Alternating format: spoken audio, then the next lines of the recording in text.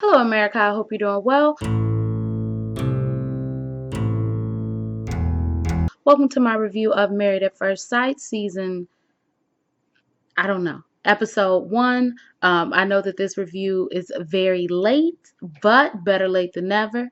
But never late is better. Also, my review for Happily Ever After, the last week's episode that I never reviewed, and this week's episode, last night's episode, will be up tomorrow, and also Claws will be up tomorrow. Okay, so I am reviewing Life After Lockup, 90 Day the Other Way, which comes on tonight. 90 Day the Other Way, Life After Lockup, 90 Day Happily Ever After, and Married at First Sight. 5 shows, plus I'll be coming out with a new series July 1st, and my earrings will be back July 1st as well, so be on the lookout for those updates. Okay, so let's get started. This review will not be long because it wasn't strong. The episode wasn't strong. It's really just a formality, when they spend an hour and a half only marrying 2 couples. How do you spend an hour and a half and you done only married 2 couples? Just drag it out. Just literally. No, wait. It wasn't an hour and a half. Was that a 2-hour show?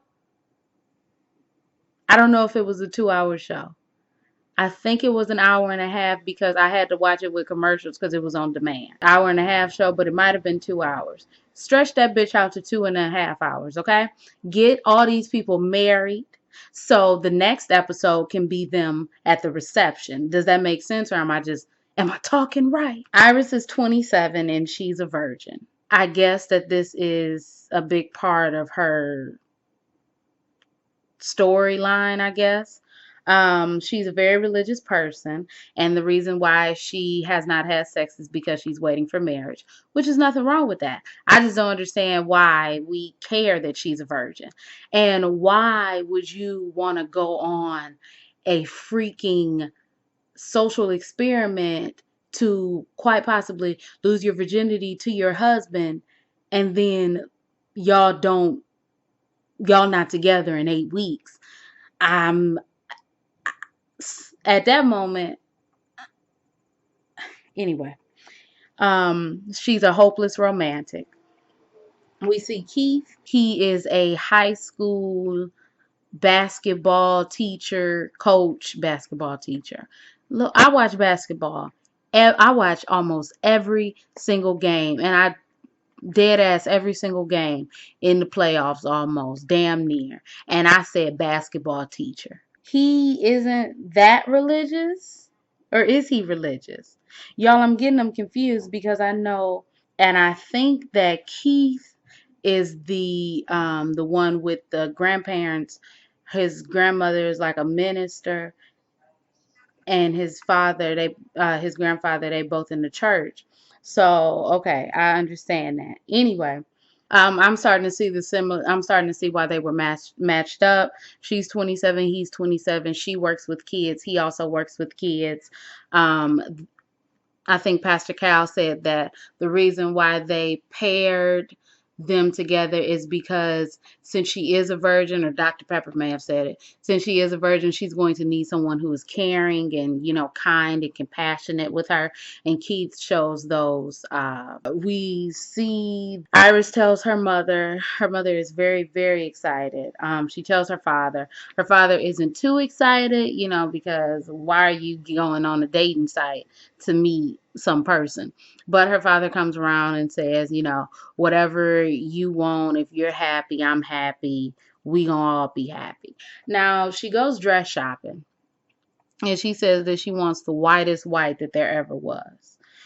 Because the white represents the pure. And for her, she really is pure.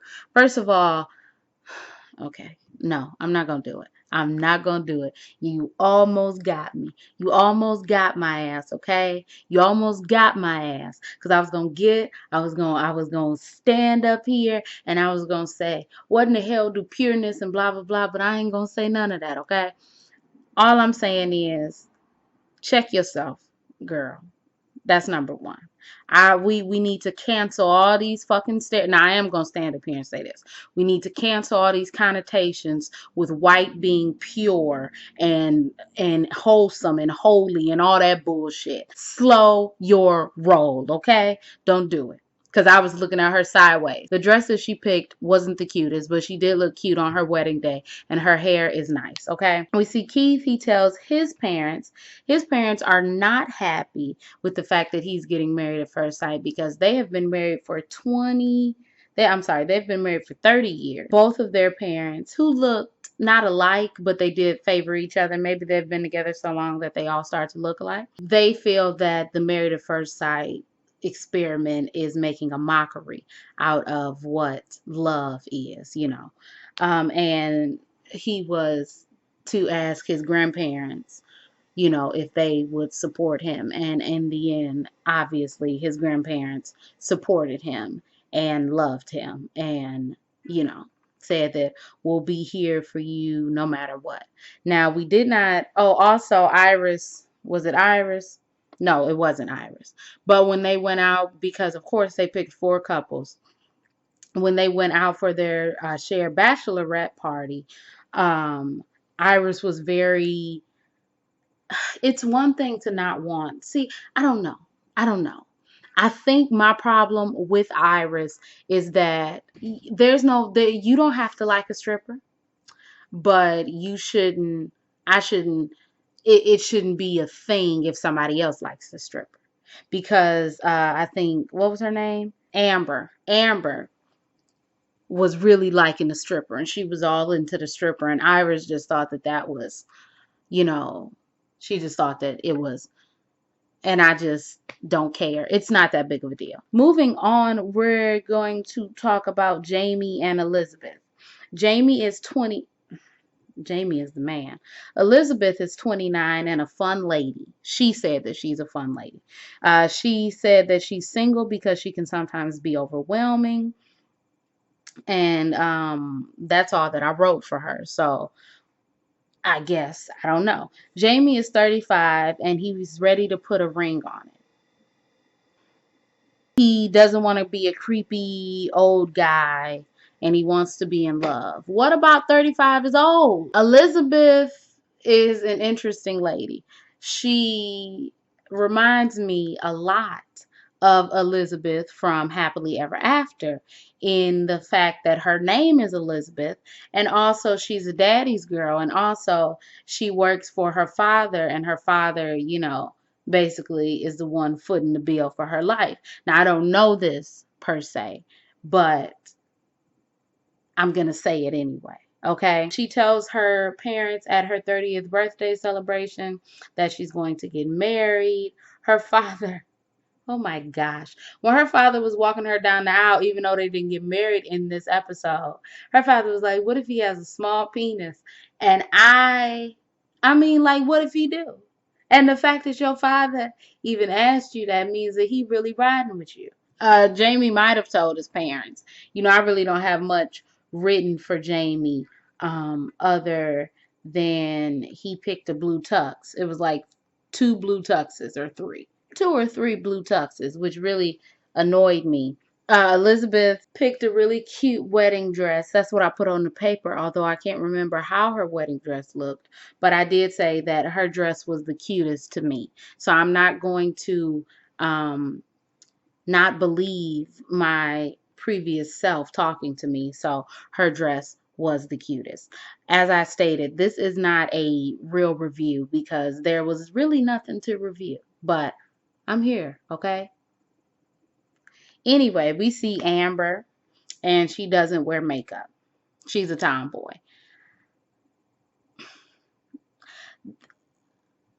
What is that? Like, why is that? Not the tomboy thing, but the fact that you don't wear makeup. The fact that you're a virgin. I don't care. These are not things that define you as a person. Anyway, Amber has a lot of emotional issues. Her mother left her family, and she's a twin. Her mother left her family to be with another woman when she was 7. And she just, is trying to find love and blah blah blah. And and she's also 27 as well. Um, then her twin opens up her mouth and starts to talk about how Amber is a very, lovable person, and her first boyfriend used her and took all her money, and she would always give her all her money, and he just treated her really badly. And I was just shocked by it because Amber said none of this. Amber wasn't telling all her business, but her twin really just ran off at the mouth like she had boo-boo mouth. We see Matt. Matt is a pro basketball player. Matt is not cute, but Matt's voice is very appealing. Okay. Matt's voice is very nice. He has a very nice, deep baritone voice. Very nice. Matt also has a lot of problems, which is now I'm trying to figure out why they put these two people together. Yeah, they like basketball. Yeah, this, yeah, that. But Matt's parents are divorced, so he's not even including either one of his parents in this social experiment experience. And he's like, even though I'm not including my parents, I got a great group of friends that loves me. And, I still believe in marriage, and that don't mean that I don't love my parents. And I'm like, we gonna put two people with family issues, more specifically, parental issues together, and say that they supposed to. Do they get these people individual counseling? Married at first sight? Can I have a therapist? Anyway, we seen Amber. She went dress shopping. Her mother came. She felt so good about her mother being there. Her mother was really happy to be there and share this experience with her. Amber picked an okay looking dress. I can't remember what Amber looks like. I don't know why I can, but I can. And she looked pretty. Matt picks another blue suit. So we did have 3 blue suits. And I'm like, man, you think you stepping out the box with this blue suit, don't you? You're not. You're not. Amber and Matt got married. So Amber and Matt got married. What really made me absolutely shocked is that everybody from Amber's bridesmaids were walking down the aisle. Her sister, her twin sister, did not introduce herself to her fucking about to be brother-in-law, but her freaking Amber's friend went up there and said, hi, my name is Amber. Hi, my name is Aaron. Hi, how are you? Blah, blah, blah. And I was just really shocked by it because I'm like, you sitting up here talking about you don't want your sister to be hurt, and you don't want which is valid. You don't want your sister, you're really concerned about this and your sister meeting someone that she's never met. But you can't even go up there and introduce yourself? Yeah, I know it might have been a trivial thing to get angry about, but whatever, okay? Bro, when I tell you homeboy is tall as hell, yeah, I know he a professional basketball player, but that height difference is, I'm probably not about this, and I'm not even exaggerating. I'm not even exaggerating. I guess she finds him really attractive. The way they was zooming in on his face after they got married made me seem like he didn't really find her that attractive. She kept asking for kisses, and Luke probably would have blew his brains out over that. I don't know. The way that they was zooming in on his face when she was like, oh, you're just so attractive. Oh, can I have another kiss? Your lips are so soft, blah, blah, blah. And he was just like, and like, I don't know, man. But they're married. They both love basketball. So that's a really big. I don't know why else they got matched. I don't. I don't. I really don't. She said her family said that she'd rather go to a basketball game than go to a dinner. And then his friends and family said he a basketballer. And they was like, woo. So I don't know why they were matched. to be quite honest. Last we see Deanna and Greg. Deanna is 30 and she hasn't been dating in 10 years, or she hasn't been with anyone in 10 years. And after her breakup with her high school sweetheart, she put her guards up, and she slowly let her guards down, but she would feel like this is the best uh step, I guess, to find love. I don't know. She said that she has everything and she checks off all of the boxes. She has 2 degrees and she bought her own house. Although I would think that a married couple would maybe want to move into a new space, a shared communal space, rather than you moving in with him or him moving in with you. Greg is 32 and he was engaged, but it didn't work out. Both of these people are very religious. They're both in the church and um, into their devotion and everything. So I understand why they got matched up. Okay. Deanna's family is really excited when she tells him. Deanna's family is really excited when she tells him that she's getting married, although her father would have liked to meet the man first. But your daughter just said F it and went threw caution to the wind, apparently. Greg calls his mother, and the mother is like, let's hope she's not 35 and she can still have babies. What 35-year-old can't have babies? Huh? And but like, if you have a perfectly healthy working reproductive system down there, what's 35 and can't produce babies? What?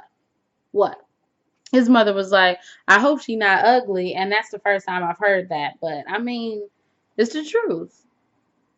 What if she is ugly? Or what if you pretend to be straight and you go in there and you're not?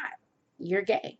So, those are things that you don't know. So these people also get married, okay? These people get married. They recite their own vows. They go out to talk. She tells him that she has been single for 10 years. He is completely caught off guard by that. She explains that she went back to school. She did all of this. She did all of that.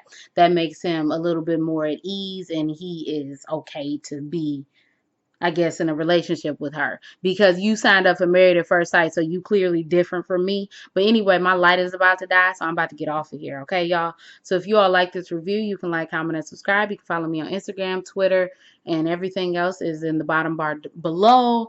I told you I will be with my videos and I will be on time, so you just watch out for that, okay? I know I ended a little bit abruptly, but I really don't want to go get a charger. So my name is Brielle. I make beats. I sing songs. If you like what you see, come on along. Bye.